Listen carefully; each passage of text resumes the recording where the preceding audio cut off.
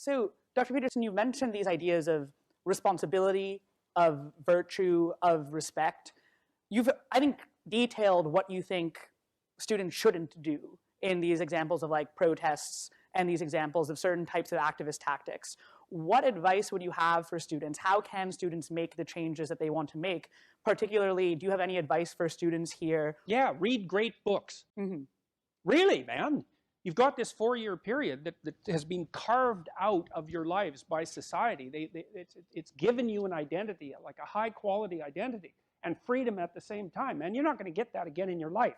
You've got a respectable identity, university student, and complete freedom associated with that, or as near as you're ever going to get. And you've got these unbelievable libraries that are full of the writings of people who are intelligent and articulate beyond comprehension. And you know, and you can go there and you can learn all this. And you might think, well, why should you learn it? Well, you learn it to get a job, or you learn it to get good grades, or you learn it to get a degree, and that's all nonsense. It's nonsense. The reason that you come to university to be educated is because there is nothing more powerful than someone who is articulate and who can think and speak.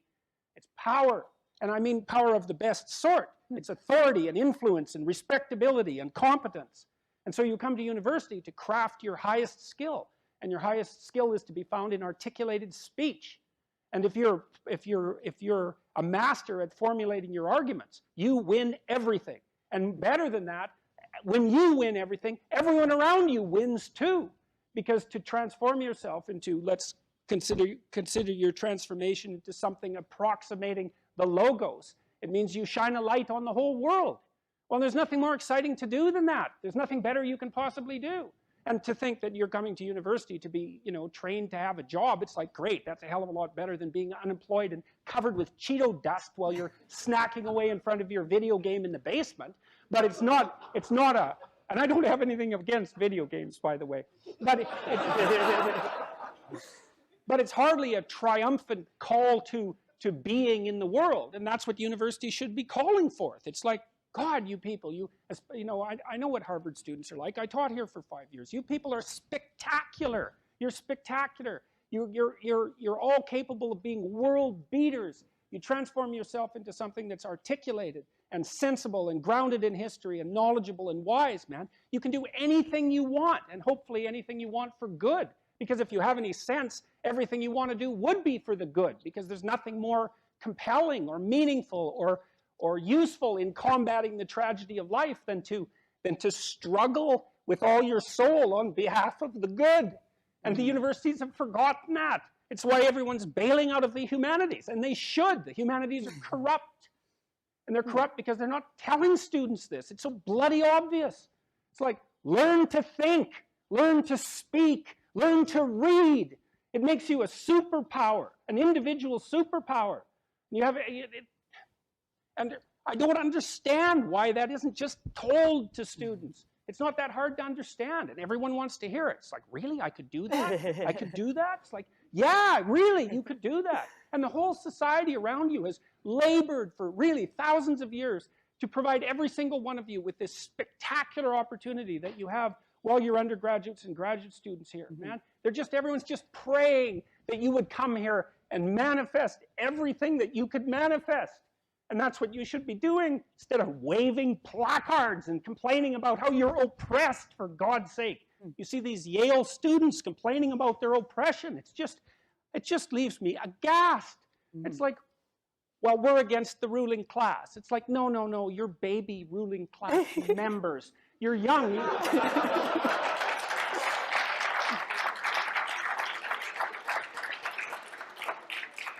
The only reason you're not rich is because you're young. You know, that's the best.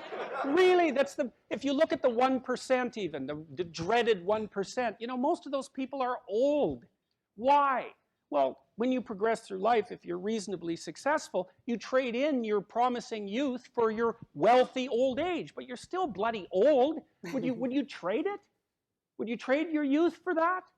Like, if you factor age out of the economic equation, things look a lot different. Well, of course older people have more money. If they have any sense, they've been collecting it for their whole life. Is that somehow unfair? It's not unfair unless you want to be poverty-stricken when you're 70. And you don't want to be poverty-stricken when you're 70. So I just don't understand what's happened to the universities. I can't believe that you're not told when you come the first day, look, man, you're here on a heroic mission.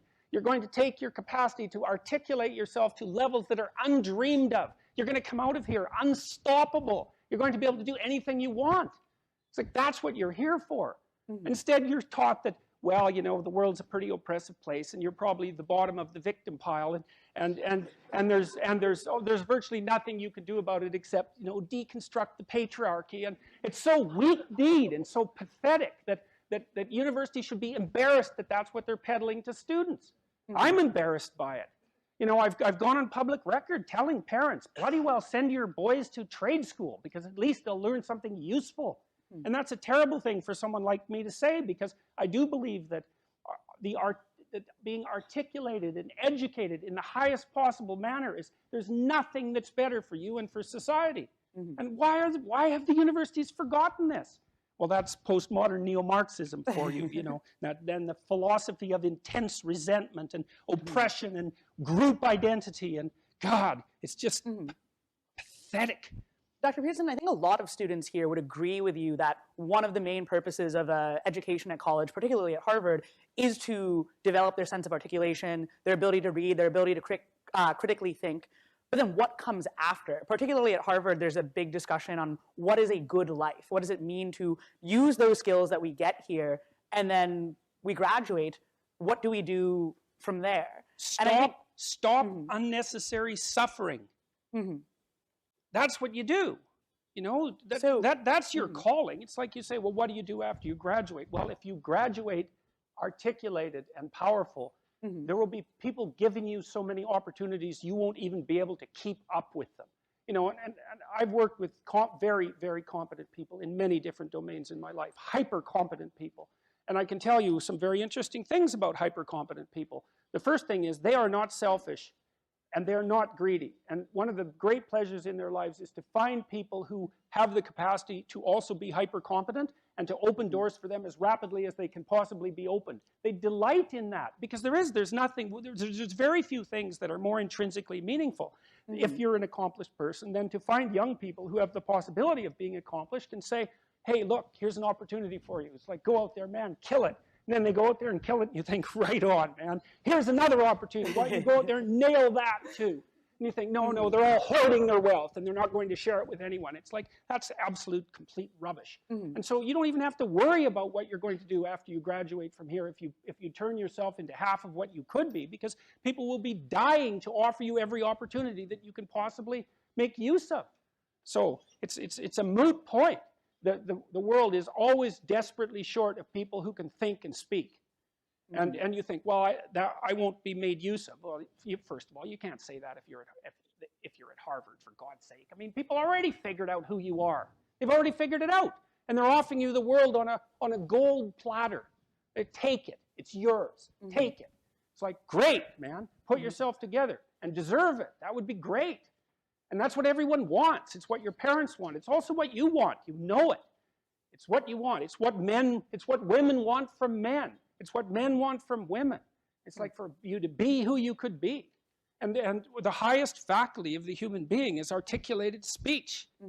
It's the divine faculty. And there is nothing more powerful than that. There's nothing that's even in the same league. And so if you don't have faith in that, then your priorities are misplaced. And I can't even understand why you wouldn't have faith in that being, say, Harvard students, because look where it's got you already. You know, you're already sitting on top of the world. So deserve it, make use of it, right? Go out there and fix things up. That's what you need to do. There's lots of things that need to be fixed up. And what you want to do is burden yourself with so much responsibility that you can barely stand. And then you'll get stronger trying to lift it up. And you won't be asking, what should I be doing with my life, or what's the meaning of life, or any of that. It'll be self-evident. It's self-evident. At minimum, you can say, there's more suffering in the world than there should be, and I could probably do something about that. And you can do something about that. So go do something about it. And then there'll be less suffering in the world. And then when you're 80, you can look back on your life and say, well, you know, there's less suffering in the world than there would have been had I not existed. And you don't have to even have a sense of ultimate destiny, or even any sort of theistic belief to regard that as a positive good. Like, I think it goes beyond the mere pragmatic utility of addressing the world's ills, because I think we do live in a world that has a transcendent reality as well as the reality that we can detect. But even independently of that, it doesn't matter. It's like, I mean, this is part of the reason I like people like Bill Gates is a great example, man. That guy he's after 5 major diseases at the same time, right? He's trying to wipe out polio. He's trying to wipe out malaria. Yeah, exactly. He's trying to wipe out malaria. It's like, well, what should you do with your life? Well, you know, take a look at Bill Gates and see if you could do something like that. That would be good. So, Dr. Peterson, you talk about this idea of ending unnecessary suffering and this idea of committing one's life to that. At a minimum. I mean, that's just the obvious thing that you could do.